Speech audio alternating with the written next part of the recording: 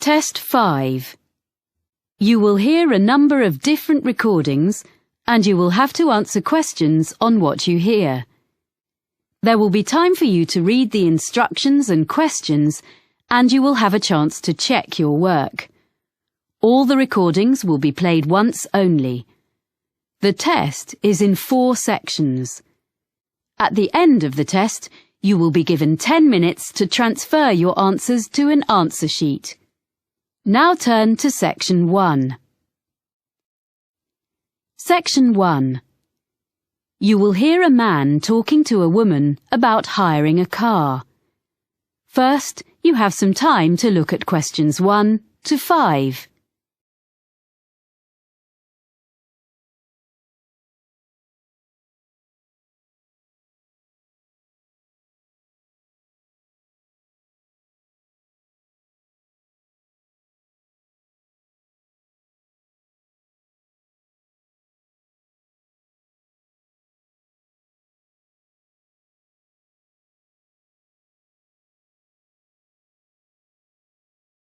You will see that there is an example that has been done for you.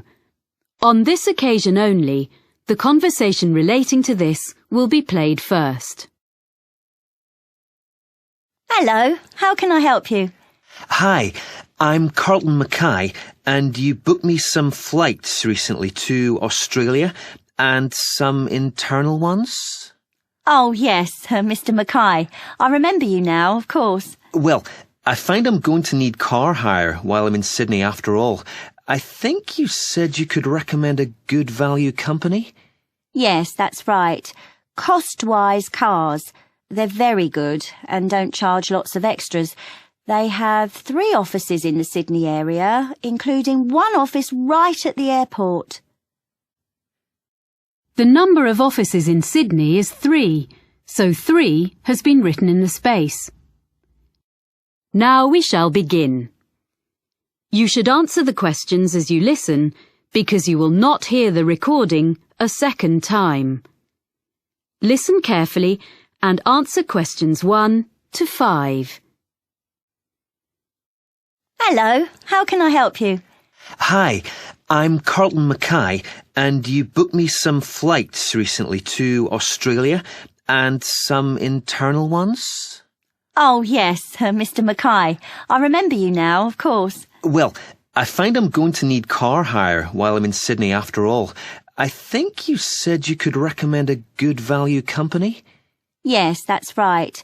Cost-wise cars. They're very good and don't charge lots of extras.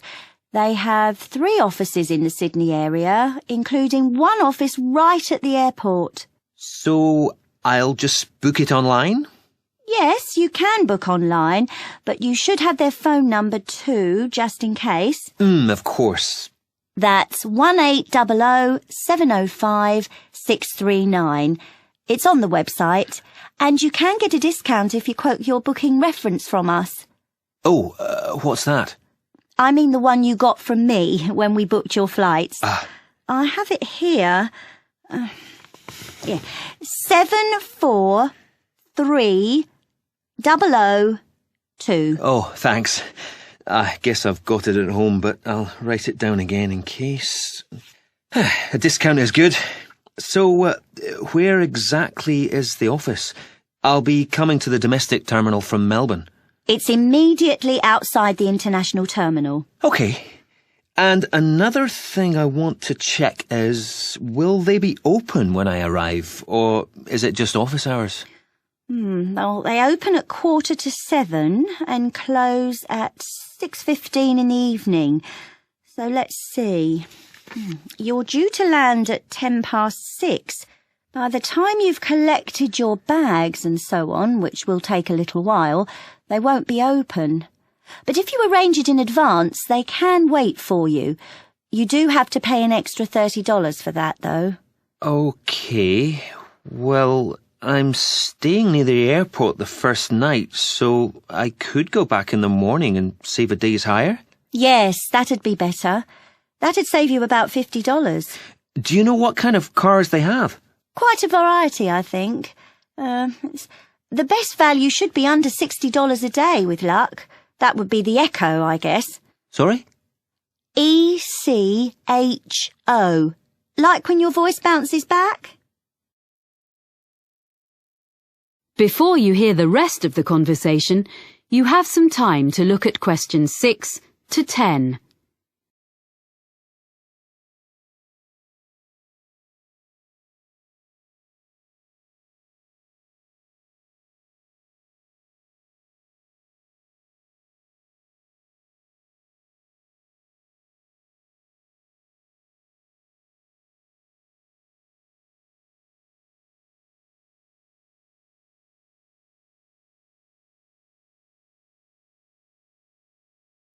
Now listen and answer questions 6 to 10.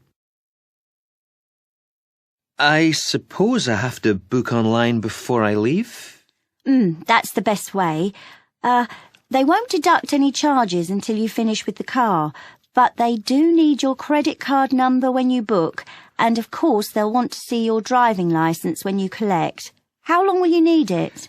I'm in Sydney for 7 days. I'll only actually need to use it on 3 or 4 of those days, I hope, but I'll keep it for the whole week. I guess it's going to be a few $100s. Can you suggest anything I can do to keep the cost down? Oh, you get quite a big discount if you do less than 1,000 kilometres in the week. Oh, that's good. I don't suppose I will be driving that far, actually. But, oh yes, the other thing I should mention is the insurance. It's included in the price. Oh, that is good value then. Yes, but what you must remember is that it doesn't cover anything except the car, so you must be careful not to leave anything at all in it when you park, because your luggage isn't insured, even if it's out of sight, locked in the boot. Yeah, well, I think my travel policy will cover that, actually. Good. OK, and can I return the car outside office hours? My flight home is very early in the morning. Can I put the keys through the door or something? There's a secure box just outside the office on the pavement. You just drop the keys in there. Oh, good. And one other thing, you should remember to buy petrol before you leave it. If you don't drop the car back with a full tank, you get charged to fill it. I recommend you go to a supermarket before you go out to the airport. Thanks for the tip. Not at all. Do call in again if there's anything else I can help with. I will. Many thanks. That is the end of section 1. You now have half a minute to check your answers.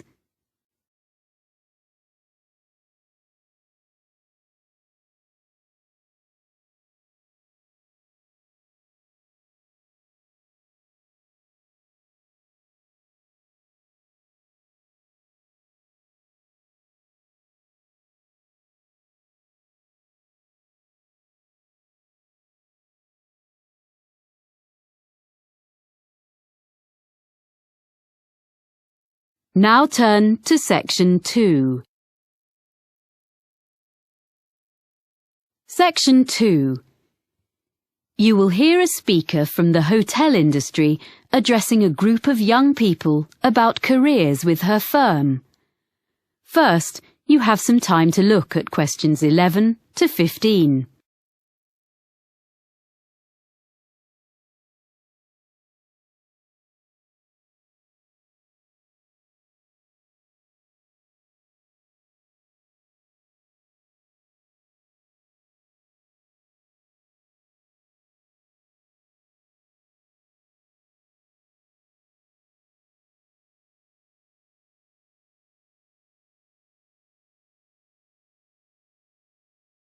Now listen carefully and answer questions 11 to 15.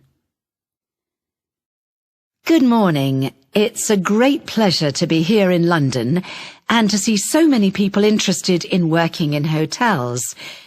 We in the International Finest Group of Hotels are very proud of our business, and we are always on the lookout for quality recruits in every department. Now, I'm going to outline some of the areas of work where we are currently recruiting and the essential skills or qualifications for them. Then I'll run through our recruitment procedure. Okay? At the moment, we're looking for a number of people for administrative posts in different parts of the world, and also some roles which involve a lot of travelling. One of our main business streams is hosting special events for other businesses. If you have good communication and organisational skills, with a good level of fluency in at least one European and one non-European language, I'd suggest you think about becoming part of the team which sets up these events for all our centres. This would mean being based full-time in our London office. The work ranges from setting up small meetings a few days ahead to organising international conferences 2 years in advance, so there's plenty of variety. Some of the conferences we run have as many as 1,000 delegates, so it's quite challenging. Then there are some posts available for professionals in the catering field. Chefs we can find. It seems this is a popular career choice in many parts of the world, as in the UK these days, in spite of the exacting standards. But people to manage catering departments need more than a love of producing quality food. We're after really energetic and totally efficient young managers who already have the relevant business qualifications. No training on the job here. And they must share the team's determination to make everything run smoothly at any time of the day or night. Or if you are the type of person who enjoys a challenge, what about becoming one of our relief housekeepers? You'll be a good people person, well organised and supremely flexible. As well as covering UK holidays, maternity and paternity leave, there will be times when you have to fill a key post when someone's sick, which could be anywhere in our European, Middle Eastern or Far Eastern hotels, so you must be prepared to hop on a plane at 5 minutes' notice. The International Finest brand name attracts visitors from all over the world, and on all kinds of business and leisure trips. Our swimming pools and gyms need to be run by people with the highest standards of customer service. You don't have to be a great athlete, but smart appearance and a pleasant manner are necessary. A diploma in sports science would be the minimum requirement here. Lastly, I'd just like to mention that the main London office has another vacancy. Most bookings come online, especially from the Far East, for people coming to Europe. If you have fluency and some keyboard skills in, for example, Spanish or any Far Eastern languages, either having taken a degree or preferably from having lived and worked overseas, you might be just the person we're looking for to deal with email bookings and queries in the office here. A flexible attitude to working hours is also important, as you may have to come in outside normal office hours. Before you hear the rest of the talk, you have some time to look at questions 16 to 20.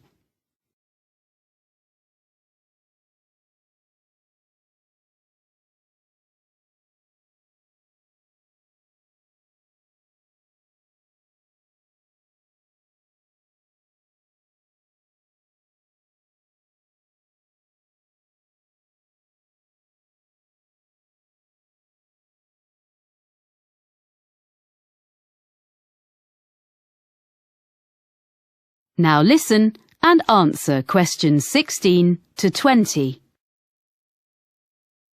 So that's an overview of the kind of jobs. Now, how to get them. First of all, provided you have a UK work permit, you can go online and register an interest in working for us. By return, you'll receive a unique applicant's code, which is your personal identification number and which we'll use in all communications. Along with that, you get access to the Human Resources website, where you should make sure you understand the legal terms and conditions which apply to all our employees. That's also where you can then download the application form, fill it in, and send it back along with your CV. You'll know within 48 hours whether you're being considered as you get an automated response. Sorry if it's a bit impersonal, but at least it's quick. Hopefully, if we like the sound of you, there will be in that automated response a list of times for an initial interview which will take place by telephone during the following week. You confirm by email which of the time slots will suit you. Provided the interview is satisfactory, at that point we'll ask for any evidence of qualifications required, which might be your degree or diploma certificate or so on, which you have to send certified copies of, and we contact your referees. The last thing you have to do is you come along and have a look round the International Finest Group head office, get to know some of our team in human resources face to face, and participate in a one-day recruitment seminar, which involves a number of group and individual activities, along with other potential employees. Then, with luck, we'll offer you a job. So I hope you like the sound of joining our organisation. That is the end of Section 2. You now have half a minute to check your answers.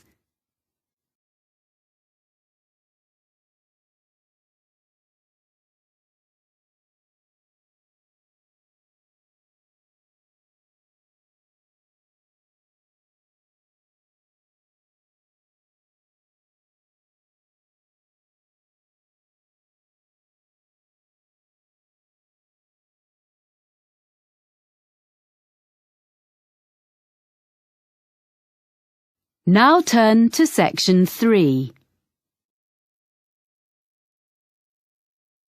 Section 3. You will hear a student of landscape architecture discussing a project with his tutor. First, you have some time to look at questions 21 to 24.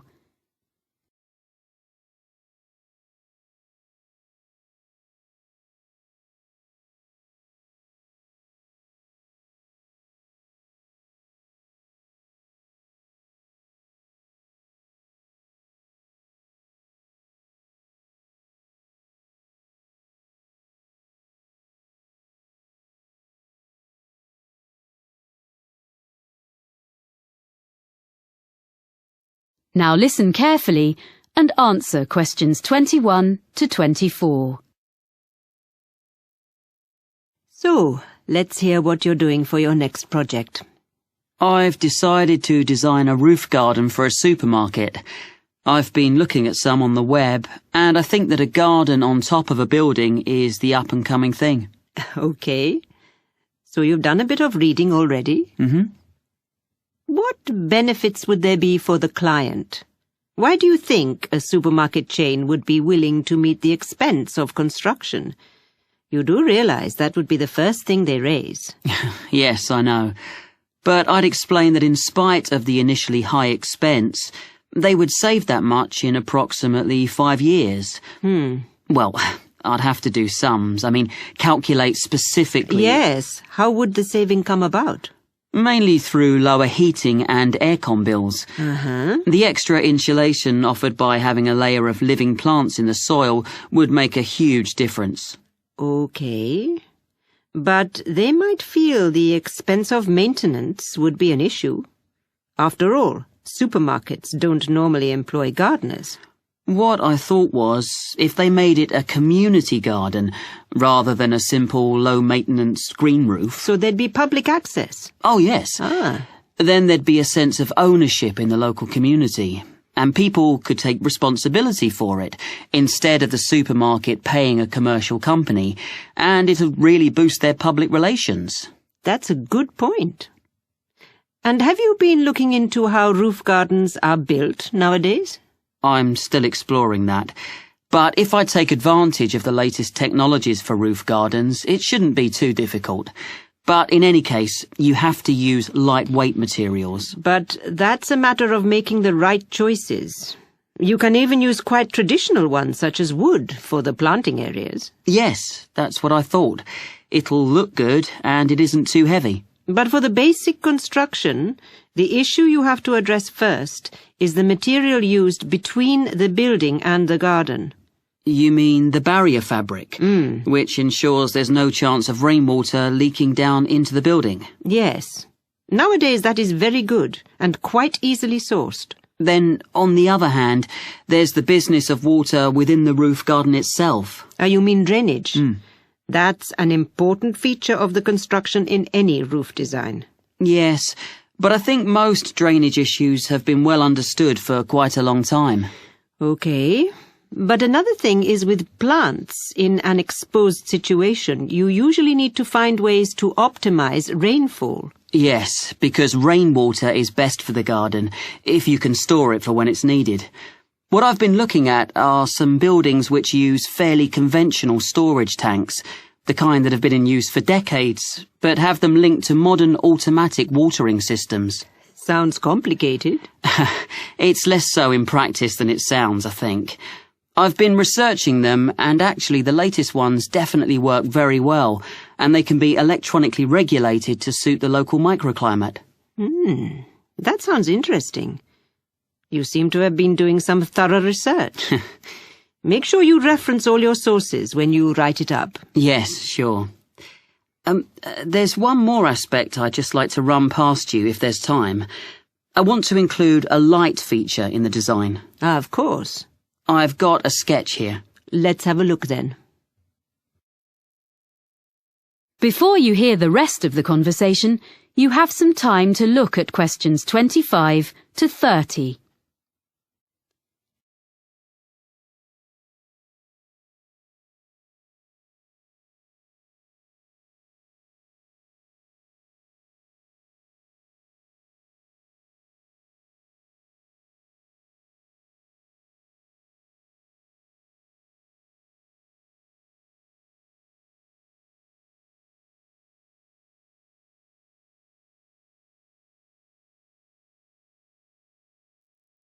Now listen and answer questions 25 to 30. Well, I was really impressed by something I saw on a roof in Cornwall, and I'd like to design something similar. You have an area of planting, and I'm thinking of installing this lighting in an area filled with low-growing evergreen shrubs. You'd have to have lights and things well away from anywhere children might be. But I can see this could be very effective, if a bit complicated. How would it work? On this drawing, this is a section view. You have this low wall on the right. Yes, that's it. This is just one element, and these areas would be repeated all round the planted area. I think this will probably be a wooden wall using reclaimed timbers with an angled ceramic top surface. Perhaps even ridge tiles, like they use on roofs? Ah, yes. That'd be just the sort of thing. And that'd make it weatherproof. And then the heavy-duty electric wiring comes up through the floor just outside the planted area and into the wall. Then it's brought through to a projector low in the side of the wall, and that sends a beam of light along the fibre optic cable. So there's no electricity in the actual lights. The fibre optic goes across the surface of the soil in the planting area. Yes, that's the beauty of it. The shrubs will soon grow to cover it up, of course, and then the cable goes past a wooden post, which is between the shrubs and can be a support for them as they grow bigger, and then runs up into each element of the installation. So the light beam is carried up to the top of each element and illuminates a kind of conical glass cap? I see. Is that the bit which would glow in the dark? Yes. And what's the cap supported on? Is it a wall? No, it's a slender acrylic rod, like the stem of a flower or mushroom, which the cable runs up inside of. Well, I'll be interested to see the final drawings. Oh, thank you. I'm looking forward to putting it all together. That is the end of section 3. You now have half a minute to check your answers.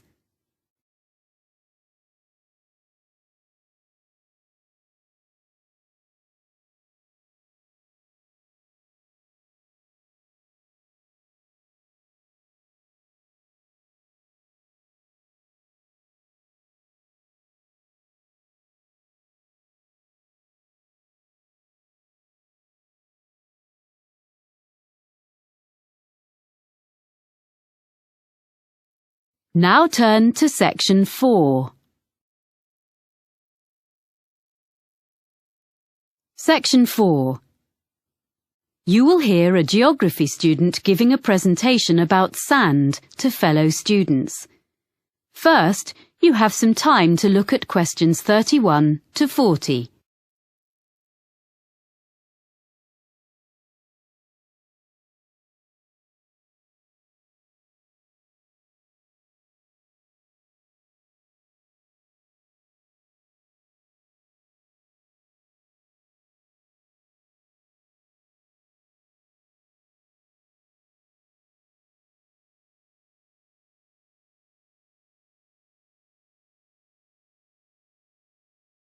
Now listen carefully and answer questions 31 to 40.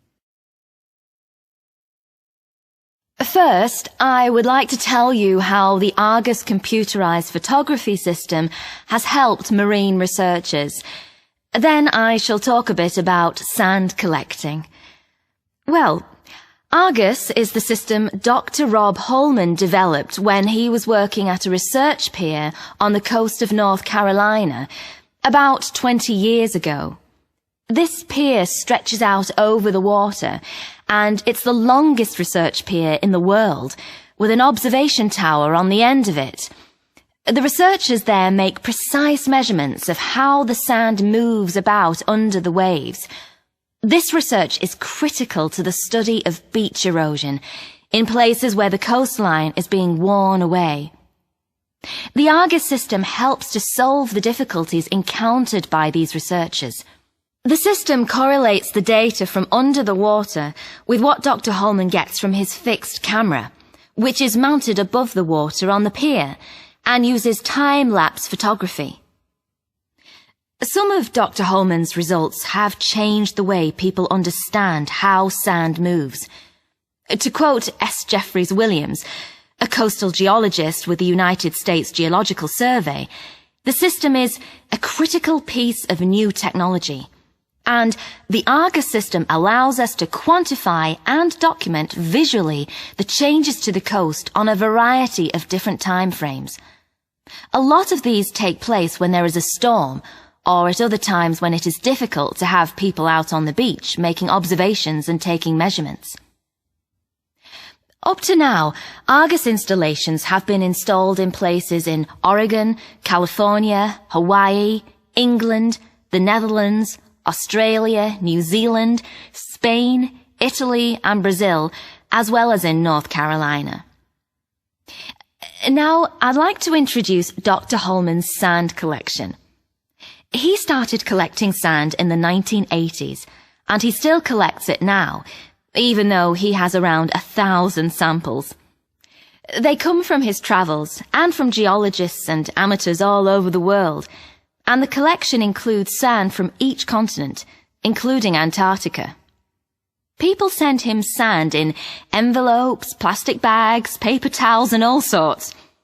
Each is stored in a glass jar, which Dr. Holman labels by latitude and longitude of its origin, as well as he can work them out. Sometimes the information is a bit sketchy. Anyway, it's mainly geology students at the university who study his collection, and they can learn a lot from it. For instance, one set of tubes displays sand from the east coast of the US, so you can see that the sand gets lighter and finer from north to south. By the time a grain of sand eventually washes up on a beach in Florida, at the southern end of that journey, it has been battered by waves for a long time, so the grains are fine and rounded, because most of the time sand is not stationary on the beach.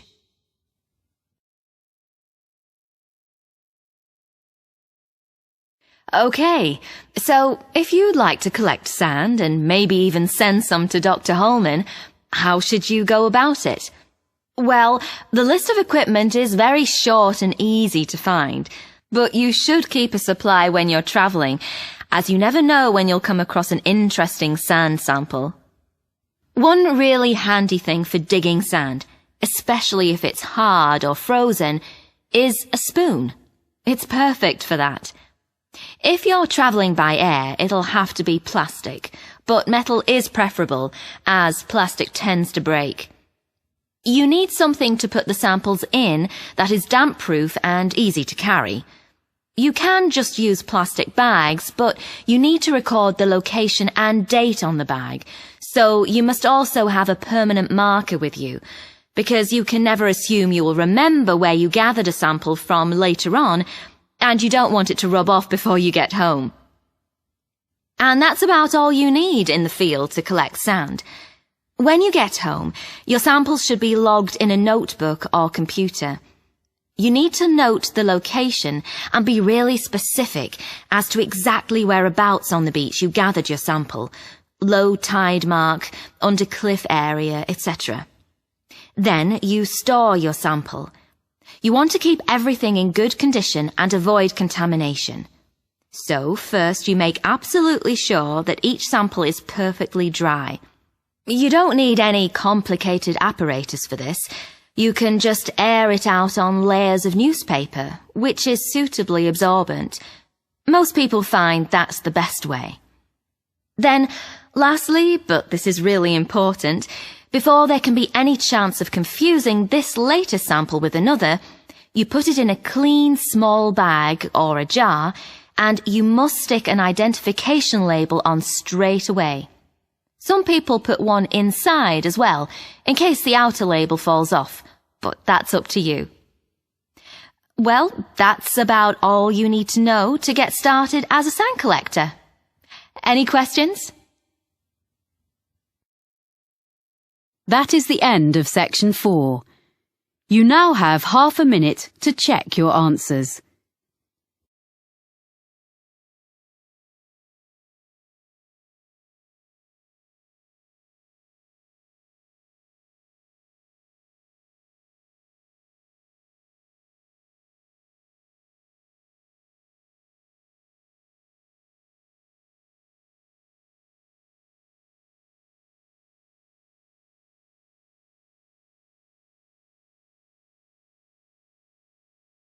That is the end of the listening test. In the IELTS test, you would now have 10 minutes to transfer your answers to the listening answer sheet.